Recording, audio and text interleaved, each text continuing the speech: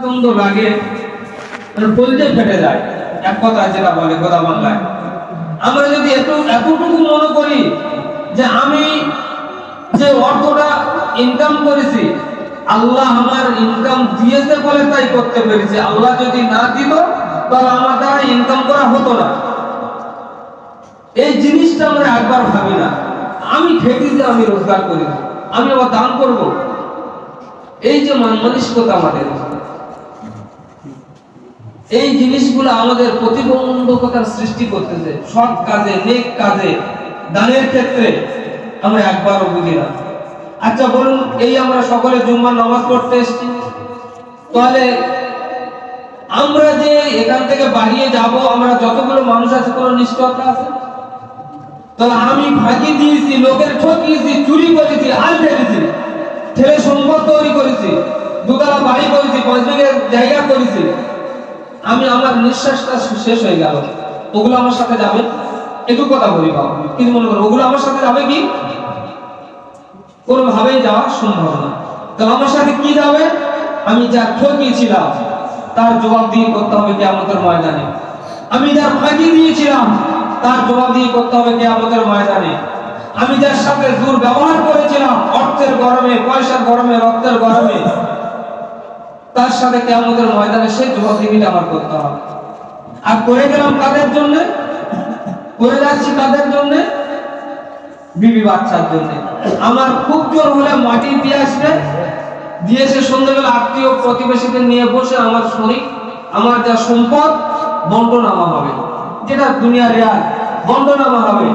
তো আমি যদি সম্পদ বা উপার্জনের ক্ষেত্রে চিন্তা করি যে আমি হালাল ভাবে করতেছি না হারাম ভাবে করতেছি, তাহলে আমার দ্বারা হারাম ইনকাম করা অসম্ভব হয়ে যাবে। আমি যদি না কোনো হালাল হারামের বাদ বিচার করে এক হাতে ইনকাম করে যাই, 2 বিঘে 4 বিঘে 10 বিঘে জায়গার মালিক হয়ে গেলাম, পাকা ঘর বেঁধে নিলাম, বয়স হয়ে গেছে, হজ পাকে সবার ঘুরে এলাম, তো হজ আল্লাহর দরবারে কি গ্রহণীয় হবে? শরীয়তের মসলা বলি, কথা বলছি কেন? আমি যদি কারোর একটা গাছের চারা চুরি করে আনি, ভালো করে শুনবেন, আমি যদি কোনো ব্যক্তির একটা গাছের চারা চুরি করে এনে আমার নামের জায়গা, আমার ভালো জায়গা বসাই, পুঁতে দিই যেটা, আর ওই গাছে ফল দিল, ওই ফলটা আমার জন্য খাওয়ার জন্য হারাম, আমার ছেলেপুলের জন্য খাওয়া হারাম, আমি জেনে শুনে যে প্রতিবেশীদের দেবো তাদেরও হারাম খাওয়াচ্ছি, আমি জেনে শুনে যে আত্মীয়দের দেবো তাদেরও হারাম খাওয়াচ্ছি। কারণ কি? শুধু ওই গাছের চারাটা আমার চুরি করার কারণে পুরো গাছের ফলটা হারাম হয়ে গেল। তাহলে যদি একটা গাছের ব্যাপারে এই হয়, তাহলে আমি কার ঠকিয়ে ফাঁকি দিয়ে জায়গা করেছি, এটা কি হবে? ওই জায়গা যতদিন চাষাবাদ করে খাবে ওই ফসল সম্পূর্ণ হারাম। ওই ফসল খেয়ে ওই ফসলের রক্ত তৈরি করে ইবাদত করলে আল্লাহর দরবারে গ্রহণীয় হবে না। আর ওই সম্পদ বিক্রি করে হজ পাঠিয়ে গেলে আল্লাহর দরবারে কোনো হজ কবুল হবে না।